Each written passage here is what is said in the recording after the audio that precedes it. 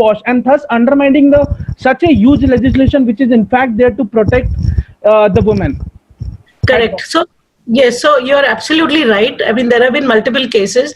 There have been cases where the employee has gone to the HR manager and said, if you're not giving me a promotion, I'm going to file a complaint against you. Right?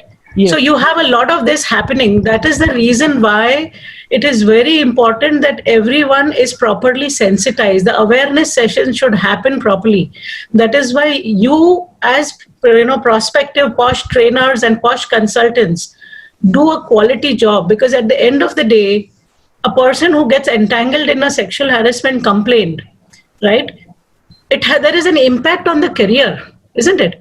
There's an impact on the person's career, person maybe who's filed a complaint, who's the respondent. So ultimately there is an impact on people's careers.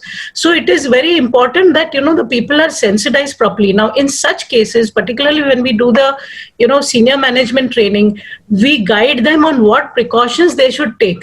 For example, if a person is not performing well, now when we do a training for the seniors and all, we tell them that if the person is not performing well, you ensure that you document it in a proper manner in writing, so there is a record of the person not performing well.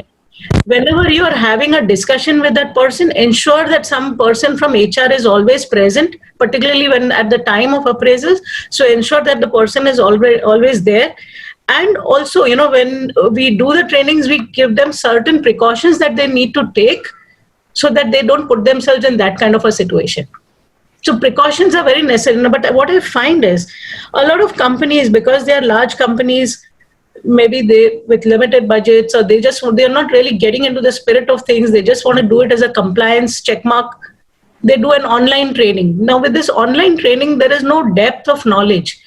It makes a difference when you are standing in front of them, you're doing 1.5 hour training, 2 hours training. It makes it so interactive. People ask you a lot of questions.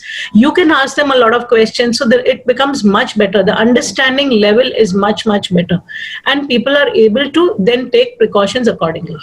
So that was a good question. There is a fact, it is definitely a fact. In fact, I'm handling false cases at the moment. As far as, the act is dealing with women, because the way things were, the incidents happen more with women than with men, so that you're aware.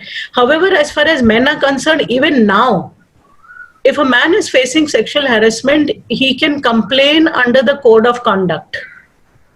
Okay, and that gets taken up by HR. So a lot of companies have this thing included in the code of conduct. A lot of them make it a gender neutral policy.